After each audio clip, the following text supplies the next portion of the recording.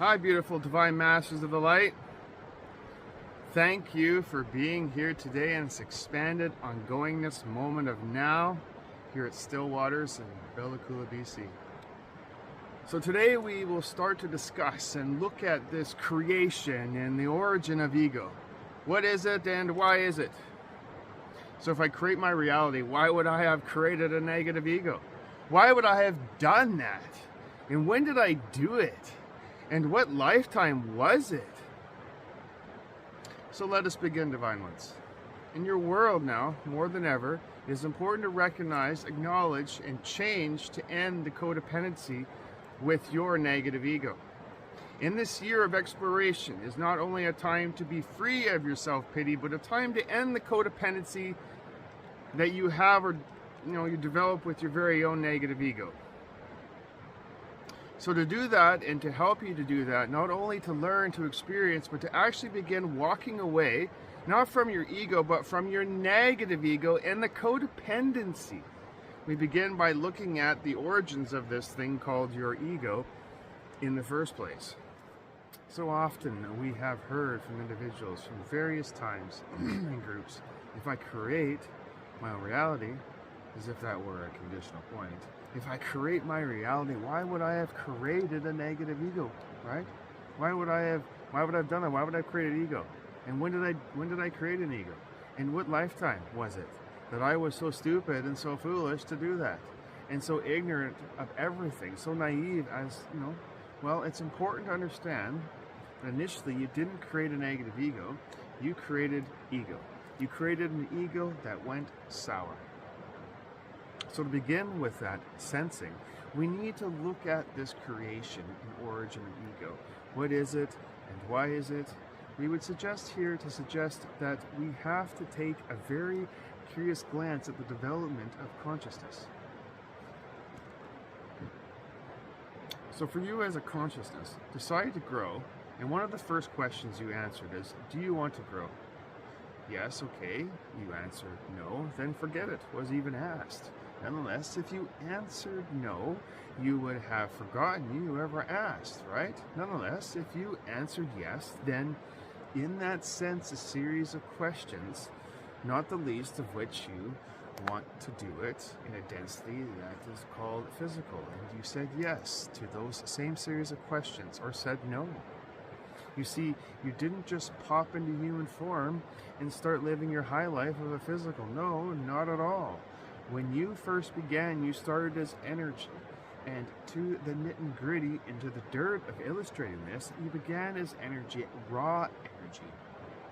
With no form, no distinction, right? No direction, just raw energy. As that energy, you were searching for something. And what were you searching for? Comments below. Well, in your language would be called God, or what we call God, Goddess, and more specifically, all that is. Or isness, raw energy in search of all that is, and from its perspective and its concept of all that is, causes it to grow and to form itself to create a form of energy that is called subatomic energy, a particle smaller than an atom. Neutrinos are a subatomic particle similar to an electron. Neutrinos are members of the same group as the most famous fundamental particle, the electron. You see, raw energy has no direction, no form, but as it takes form and starts rotating at a frequency and vibrating, some of that energy becomes neutrinos. Others of that energy become quarks, which is a type of elementary particle and a fundamental constituent of matter. Quarks combine to form composite particles, the most stable of which are protons and neutrons, the components of atomic nuclei. That energy is called subatomic particles that society gives rather acute names to, such as faith and charm. There are others that your scientists have yet to perceive and conceive and discover, when they have the right measuring and observing devices, but nonetheless, they are there. We would suggest here that these subatomic particles are neutrino mass, not weight, nonetheless, is energy that vibrates at a particular frequency and that forms as abstract as it seems, and from that raw energy, that's pretty nifty to be able to hold a form. Wow, that's pretty cool. That's really getting closer, but it isn't all yet. So subatomic particles that form themselves into atomic particles, those things you call protons, electrons, neutrons, in the space that is in between. In other words, the material, the stuff that makes up the electrons are quarks and neutrinos. The stuff that makes up protons are quarks and neutrinos. And the stuff that makes up the stuff in between, electron and the proton are neutrinos, but they are all vibrating at different frequencies. So one looks negatively charged like an electron, and the other looks positively charged like a proton. And the other looks like it isn't even there as a space in between. But your scientists discovered that there is tremendous energy in that space in between, such as that it causes smashing of those atoms called fission and produces an atomic hydrogen bomb, which now in your world are starting to reconsider the destructive capacity of the space in between. So it is not empty. It is more power offered than the neutrinos that form the electrons or that form the proton, is the other neutrinos that form that energy in between. But at this point, this raw energy evolves, searching for all that is, becomes these subatomic particles. And these subatomic particles, searching for all that is, come to become the atomic particles. They become an electron. Can you believe it? I am an electron. Isn't that fantastic? And I'm getting closer, because from the electron's point of view, and all that is has to be an atom. That's what it's got to be. To not be just an electron, and to not just be space, and to not just be a proton, but to be the whole thing. And that's for to be all that is. To be an electron, a proton, and the space in between. Hydrogen atom. One electron rotating around proton. That's got to be all that is. But it's not. So as it reaches that stage and realizes this isn't all that is, it then forms with other atoms, right, or molecules, that then move it to the next kingdom, which is that of the minerals, right? It becomes a mineral. Well, boy, that's pretty nifty. That's quite a growth, but that's a whole new level. What runs this level? What causes this level to run basically from the raw energy to subatomic to atomic to atom is chemistry, pure chemistry. The chemical relationship between the energy in these varies, right? Or what drives it. When you reach this next level of minerals of gold or silver, whether they are an entire mountain range, they are quite immobile, right? They can get around, not when you're looking at least. Minerals aren't satisfied with being minerals. They want to become something more. They too are in search of all that is. Then they become part of the plant kingdom. Plants are really fantastic compared to minerals, because plants can move in one direction vertically, right, or horizontally, but they can move like this. Quite an evolution. I thought plants moved along the ground. Well, often, all a point of perspective. It's a vertical growth, and that's wonderful.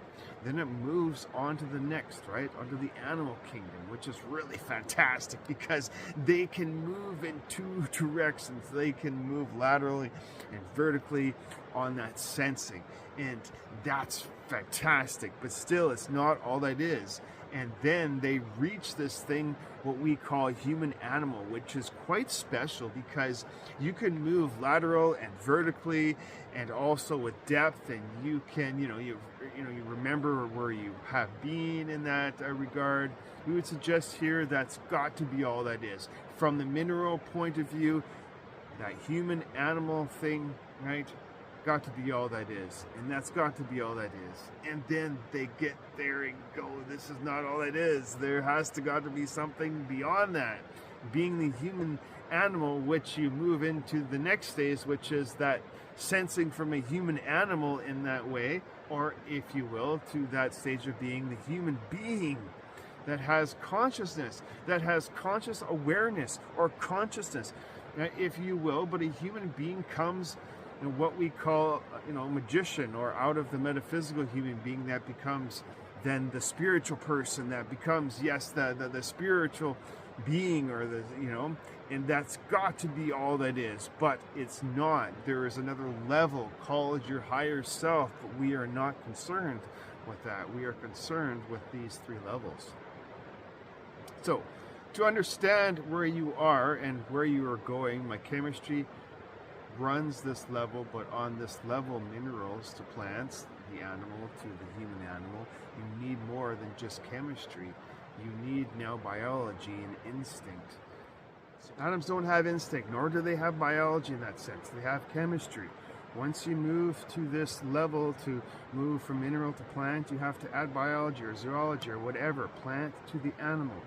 You got to add biology to have instinct. The human animal, in many ways, functions on instinct. There aren't any human animals left in your world.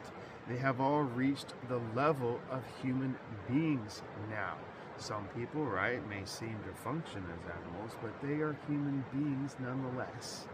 And you need biology, you need chemistry, you need instinct. But once you become a human animal and stop moving, that's not enough. You have to have an ego that's going to be more than biology, so more than zoology, so much more than chemistry, so much more than instinct. You have to have an ego.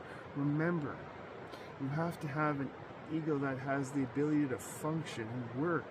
So in order to survive, you created an ego, not to destroy you, not to trip you up, not as a monumental obstacle of your life, but as a friend, as a part of you that is supposed to help you function, to help you grow, right? Because your chemistry couldn't do it alone. Although your chemistry does an awful lot, and your biology couldn't do it alone, although your biology does a tremendous amount, and although instinct, now called the autonomic nervous system and the involuntary nervous system, instinct does an awful lot, but you need more than that. You need ego, and those you developed an ego, divine ones. Yeah, that's why you created an ego, right? To grow and expand your consciousness, divine ones. Thank you for listening today. This is Chris Parr, Syrian and Lemurian Wisdoms and Teachings.